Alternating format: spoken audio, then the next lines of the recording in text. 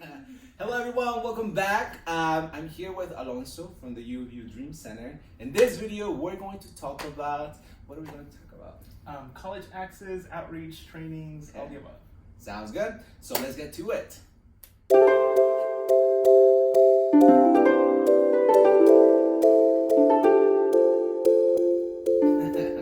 In this video, I wanted to bring in the UofU Dream Center. As you already know, I launched a video not so long ago, sort of like shedding a light on you guys. And today we're doing individual interviews with everyone that is part of your team. You know, I almost call you the Dream Team. We call ourselves the Dream Team, so that's okay. So to start you out, why don't you introduce yourself? Yeah, perfect. Hi everyone, my name is Alonso. I am the director of the Dream Center at the University of Utah. I was born in Peru and came to the US when I was 12. I have DACA myself, so I totally relate to the experience of being undocumented with DACA currently, and I know what it means to not have DACA as well. And yeah, I came into my role in 2017. That's when the Dream Center opened. We are the first Dream Center in Utah, and we recently launched a second one at Salt Lake Community College. So Utah officially has 2 Dream Centers, which is great. Also, there's about 58 Dream Centers in the entire country, well, 59 now as of yesterday. Right. And 2 of them are in Utah, and we're really excited to be here with you all today to share information. Great. So the first one launched in 2017, and that was at the University in Utah. And like you said, the new one just barely opened in Salt Lake Community College. Yeah. And we're gonna talk to Citlali, another member of the team, later on about that. But what can you tell me about why you got interested or started on this project? Yeah, that's a great question. As Christian mentioned in his previous video, being undocumented in Utah prior to 2017 meant that there was no Dream Center in the state of Utah, right? So I started college as well as Xtian without a Dream Center, so it was kind of like find your own resources, do your own research, like try to find answers wherever you can, and oftentimes that was difficult, very difficult. So fortunately, there's people in the community who are open to sharing like resources and who are experts in the subject matter. So a group of friends and I, in a collective that I belong to, Mestizo Arts and Activism Collective, we actually launched a website in 2008, educateutah.org, and we've been using that website, to essentially. About that. Yeah, good stuff. Well, that website's still running, functioning, live. Still active. Yeah, we're gonna have to link that down below so you guys can check that out. Yes, please. Yeah, so you and a group of friends got together and launched this website, and then what was next? Yeah, so this website essentially included all the answers to questions that people had, undocumented students had, that they were too afraid to ask, right? Again, this was in 2008, so that's prior to DACA ever even being in the minds of anyone, and not knowing what would happen, and not knowing what the political climate would look like today. And people were afraid, right? People did not want to disclose that information. People did not want to share that with counselors in schools. I think there was a lot of fear regarding, one, disclosing that information for yourself, but also for your family and friends, right? Like, you did not want to out your family, right? I think that's something that was really important to many students, including myself. And I think that's a barrier that a lot of us faced into going into higher education. Yeah, and I feel like even, myself, you just didn't have the confidence to just step into the university setting. It was, in itself, university is very scary. And now imagine stepping in there as an undocumented student. It was tough. So now the UofU Dream Center, that's what you guys are doing, right? Putting the efforts to sort of now compile all this information and then start to serve your community. So how does that start with you guys? Yeah, that's a great question. So one of the things that we do is we provide student services, right? So we are a student affairs office type, which means that we are there to provide, again, support resources to students. And that includes, of course, undocumented students, and that's our center of focus, right? That's our the population that we serve most.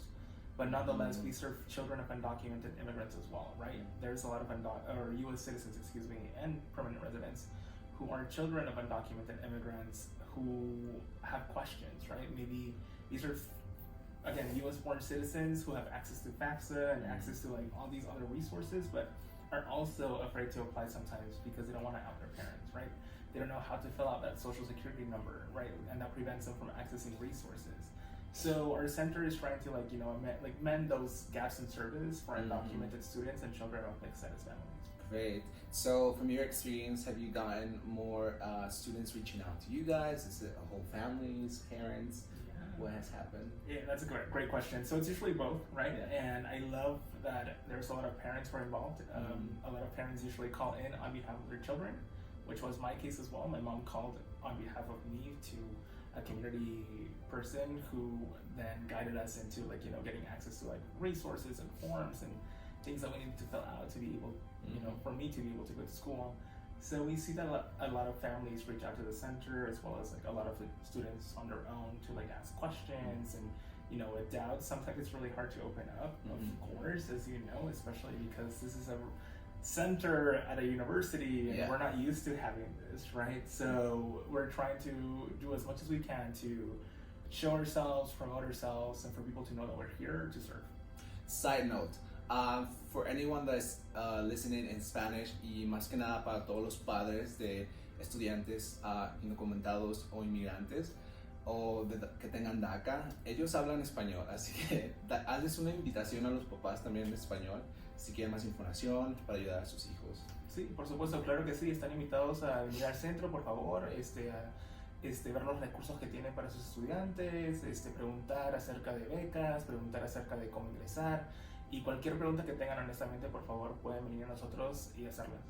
Perfecto. Okay, so what else can you tell me about the center? Tell me a little bit more about your role and what that sort of entitles. Yeah, that's a great question. So I'm the director of the center, so which means that I do a lot of the, behind the scenes and public face work too. So it means doing a lot of the paperwork that's required of the center to run, doing a lot of the partnerships that are required for the center to establish scholarships and keep those scholarships alive and well. A lot of the outreaching to different partners around the state. A lot of work with our Utah system of higher education to make sure that these resources are not only kept at the university but also shared with other universities across Utah who also serve undocumented students. So it's a lot of that type of work, right? So when I started, I was alone in the office, which was very difficult because I had to do the front, the student-facing side of things and also the behind the scenes. But now I'm slowly transitioning to more behind the scenes. So if you're a student and have questions, of course, I'm happy to help. But nonetheless, we are establishing a team of incredible folks at the office who can help you, answer your questions, etc. I attest to that. I think it's very important on a previous conversation that you said this is the University of Utah Dream Center, and now we have another one at Slick. But you guys are not just focusing on sort of quote unquote recruiting people for the U. You guys are helping everyone, regardless of where they choose to go, right? Absolutely. Whatever is the best fit for the student, that's what we focus on, right? So if the student wants to go to Harvard and that's their fit, absolutely. They want to go to a community college, absolutely. We are there to support the student and their pathway, whatever that looks like. Great. So to close and end this video, what would be that last sort of message or sort of action for them to reach out to you? Yeah, absolutely. Please reach out. I think it's really important to put yourself out there in terms of at least sending us a message. And if you don't feel comfortable doing that, get a friend to do so, right? Or someone who you love to do so. We are happy to answer questions on your behalf to anyone or to yourself directly, of course. We schedule meetings both at the university and offsite as well. So if you prefer to meet at a coffee shop somewhere where it's safer, let's do it. That's absolutely up to you. Great. I've spent some time for the last couple of weeks sort of defining my mission statement for the A Dreamer's Journey, and the mission statement is to allow or to create the opportunity for dreamers and immigrant youth to take back the narrative of their lives and their stories, right? Because I feel like I had to do that, and it was so empowering. So if you had to give a word of advice or help someone that's watching about taking back the narrative of their lives, what would you say to them? Yeah, I think it's really important to, of course, take ownership of your own story. And it always feels like you're alone, but it's not the case, right? I think there is a big community of us who are willing to be really open. Xtian, myself, and there is a big crowd of undocumented folks on Twitter, especially, who are very open about their experiences. So if you're looking for examples or for inspiration, just honestly hop online, hop on YouTube, hop on Twitter, and reach out.